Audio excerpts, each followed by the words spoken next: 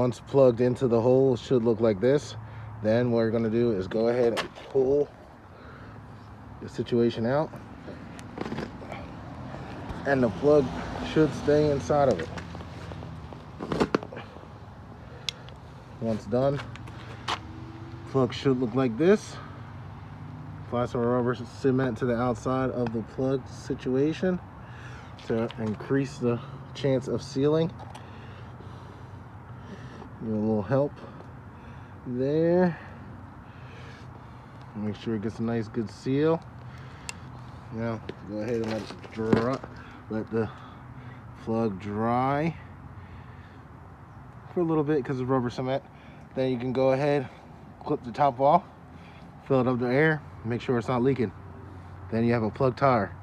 Basically saved yourself $15. Each one of these plugs is, for example, a $15 plug. When you go to the store, you go to the shop, we got 15, 30, 45, 60, 75, 90, $105 worth of savings on a $10 plug kit. Just like that. The cutoff. Give you a little knowledge.